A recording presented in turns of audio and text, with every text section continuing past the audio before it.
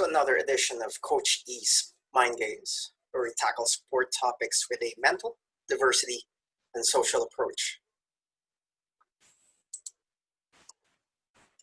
So, as always, every session we want to go ahead and highlight a nonprofit organization, but I think until the NBA season is gone, we're going to stick with NAACP.org here. So feel free to donate to worthwhile causes accordingly. And I missed to go ahead and mention that this is brought to you by AAA Physical Therapy. This is a multi-awarded physical therapy practice here in Columbia, Howard County, Maryland. So they provide on-site physical therapy services as well as online. So, all right. So in the next few days here, we are going to have the NBA back. As weird as that sounds, and who knows what's going to happen anyway in the next 4 weeks, but it seems like we're proceeding with it. I know I discussed already some of the options that they have to go ahead and consider in terms of the NBA reopening, and I just want to add a little bit more in terms of what would be considered as a home court advantage or a home game. I don't know, have a mascot? So I know some mascots are beloved, and I understand it's more for fans, but you can go ahead and ask the players if that's something that they would want there. Right. Play home court music and sound. So each NBA arena or each NBA league have their different announcers, and the way they go through the games, they all have those. So whatever the players are very familiar with, then that should help in terms of having that home court sound or music. And then you can ask the players as well, what do they want to play during timeout? What do they want to play when there's a dead ball? So you can ask the players in terms of what type of music that they want to listen to. And of course, I do not really know about property rights and stuff like that, music rights. So, but anyway, you can go ahead and ask the players if that's an option that can be done. All right. Since we're looking at this in a very unique way, how about having these huge TV screens sitting down and these sort of front row seats or these first level seats, because there are TVs with a camera on it, with a mic on it, and everything else. Why not reserve such TVs for fans? And this could generate income. Let's say if I have enough money, I'll go ahead and purchase that TV. I can have a really big TV or just a small one, whatever it is that I go ahead and buy. And then I go ahead and say, I'm going to sit down here, wherever that front section is. And then I go ahead and pay the 5 or 10 game package or the 8 or the 4 home games. That is for the remainder of the season. Okay. So I will be on that TV or on that video and be there like I am there. So I'm watching on televised games, and then at the same time I am live sitting down there seeing whatever it is that I'm seeing based on that angle. And then if I am behind the home court, then I can do crazy stuff just to imitate what a home game would be or be really quiet when my home team is shooting free throws. No profanity. If not, they will be ejected. So, because I do not know what the acoustics will be, what the people that would be commenting on the games would be, how that would go. So, we need to make this as wholesome as possible. Now, if it cannot be heard, I'm not really sure where you draw the line, the profanity, because I know in games, people can be really, really rabid out there. So, and they're not necessarily ejected, but I'm just not sure how that would go. But so in short, if it's just the players hearing things, and I do not know up to what extent of the profanity is, I do not know where to draw the line there. But I know people can be really, really intense. So I would guess, let's just settle down with the profanity, if you may. Okay? And then, because we know that there are more Lakers fans than Clippers fans, for example, they need to be able to verify that it's a Lakers fan. And I understand that if we're playing this live where they play, for the most part, Lakers fans will gobble up the tickets more than the Clippers fans, or will go to the highest bidder. So I know that sounds crazy, but it is what it is for that reality. So in short, I cannot buy the tickets for a team that I do not like. So they need to go ahead and find ways to make it our real time package. So obviously, once the TV is there, you connect it on an online platform, and the NBA controls that then. So if they hear a whole bunch of profanities, maybe mute them. I'm not so sure. I don't know. Maybe mute them for 1 quarter. I have no idea. All right. And so in short, the players can hear them, can see them, just like an NBA game, but it's just going to be weird. It's just going to be like this, where it's a screen and a monitor. And yeah, so they join in an online platform, and then again, it's like I am there, like I'm watching live in that regard. Okay, now, so that's a home court advantage, and let's move on to the next idea. If there's going to be an asterisk in terms of who's going to win this whole season, and I know, as I'm wearing my Giannis jersey here, is that yes, regardless, it's going to be an asterisk. Why? For good or worse, for better or worse, this is a super unique situation. So yeah, it's such a unique situation. There's going to be an asterisk. And here's my question here. Yeah, there's going to be an asterisk because, knock on wood, but what if a really superstar player has to sit down 14 days, 10 days because of COVID? It's going to be hard. So knock on wood, as much as a huge Giannis fan here, if he's out because of COVID, if he tests positive because of COVID-19, then the Bucks system is super dependent on him and almost everything. And let's say that's the finals, then whoever wins in the West will just have an asterisk. Now, if it's a bench player, with all due respect to all bench players, maybe it wouldn't matter much. But that's what it is. It's going to be an asterisk. And I'll talk more about that on who I predict will win the NBA championship in this very, very unique season. It is harder as things are different. It's just going to be different all around. I mean, think about this. After 8 games, they move into the playoffs. And I know I already mentioned this in one of my last sessions, that in a typical season, you have training camp, preseason, and the regular season. And the first 20 games of the season, it's a slop. It's okay. It's a little bit sloppy. It's not as sharp as the playoffs. So let's say the 8 games would be treated as a preseason.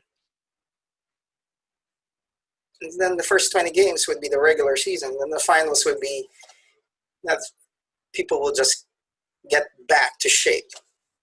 And then again, if people are sitting in and out because of COVID-19, what about the continuity? It's just going to be weird. So I view that it's just more of a challenge more than anything else.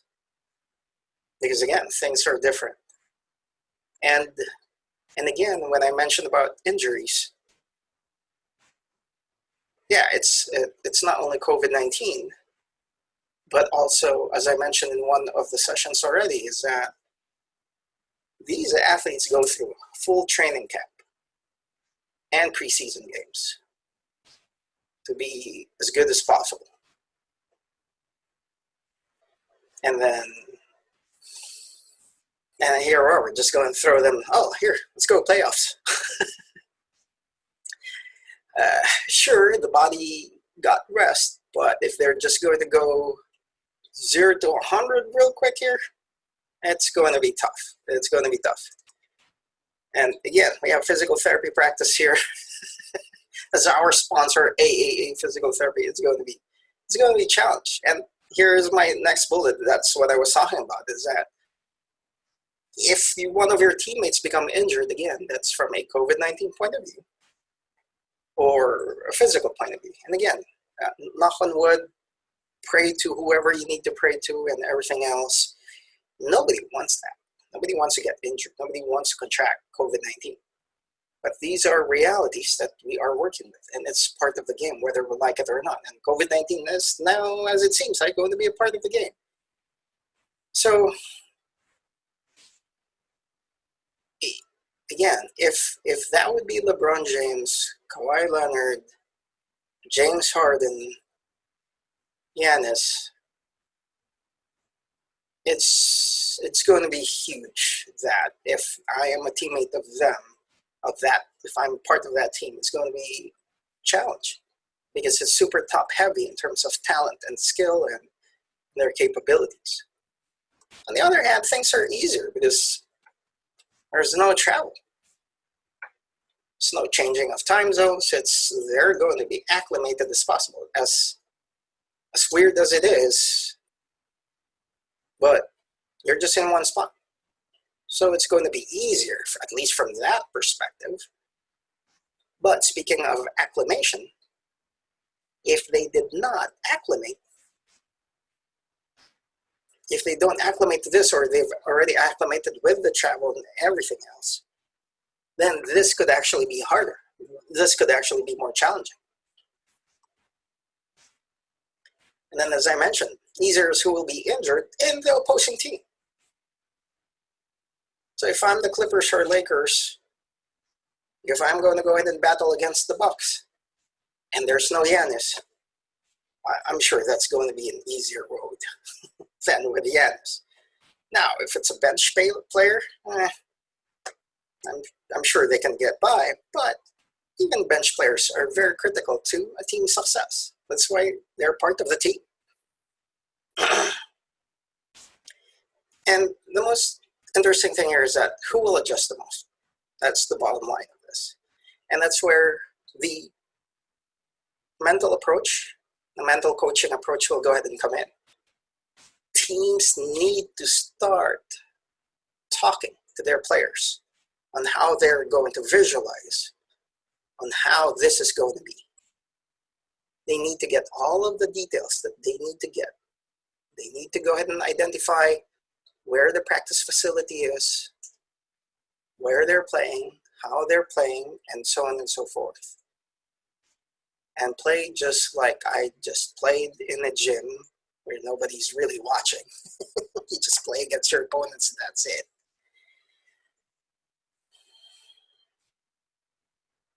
And versus here. So they need to start visualizing, having that mental approach. How am I going to play without fans, or at least with what I talked about, with having TVs over there? And how am I going to adjust with a lifestyle, whether with or without family? And they already know they're not going to have family over there or with friends, so they have to adjust that way. So they need to really identify how they're going to go about it. All right, let's move on to my prediction of who will the NBA champ be. It's going to be Celtics over the Nuggets. You're going to ask, Celtics? Some people, okay, that seems plausible. given that Milwaukee Bucks seems to be the favored team, and don't sleep on Toronto Raptors as well. But this is my explanation why Celtics over Nuggets. As I mentioned, they're not top heavy. They don't have that extreme superstar, and everybody else sort of just follows suit. And their systems, everybody's rather interchangeable. And so if they know the system that they're running, then it's easier to go ahead and plug in. Again, take out Giannis and the Milwaukee Bucks. There's no way. I don't even know if they'll be a playoff team. With all due respect to Chris Middleton, an all-star, Eric Bledsoe. But it's their system is so dependent on Giannis. And if Giannis, again, it tests positive of COVID-19, and this is my other thing too. If you're tested positive, can you go ahead and then have it checked again? Because sometimes there will be some false positives. So that's something that I would lobby for as well. And then if they're inconsistent results, if the results are not reliable, they test again. So going back to this, the reason why I'm choosing the Celtics over the Nuggets because they're not top heavy. They don't have that extreme superstar. That their system is super dependent on them. Like James Harden. I know it's James Harden's team and Russell Westbrook runs the team, but if you take one of those guys out, it's such a big pillar for that team to lose. That they're too deep in every position in pretty much a positionless league. Okay, so let's list down the players. You have Walker, Smart, and Wanamaker. And some of you guys may think, who is Wanamaker? I've seen him play. He is a pretty solid player. So if how Scary Terry was, the seasons before, 2 seasons before, Wanamaker is right there. You have Hayward, Tatum, and Brown. So you have these really interchangeable wings, if you may. And then with the bigs of Cantor, Theis, or Gelier, or hopefully I'm saying your name correctly, and Fall. Fall is a fan favorite, but I don't know how much this would impact things. Okay, so think about this. They're 2 deep on almost every position. So knock on wood, if any of these players are out, again, it's not such a huge gap or a huge drop in terms of talent and skill.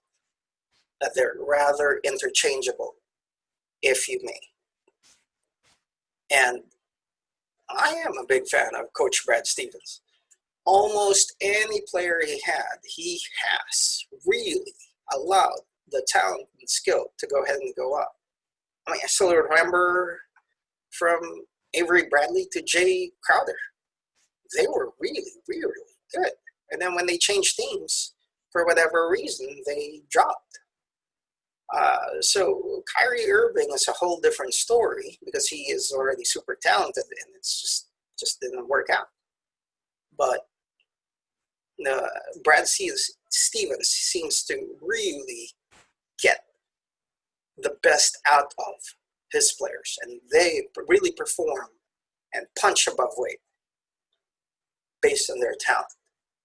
So that's why I view Celtics as an NBA champions. And as I'm wearing my Giannis jersey here, there's some green stripes here that's for you, Celtics fans. Why the Nuggets? The same thing. They're not top heavy. They're 2 deep in every position, again, in a positionless league.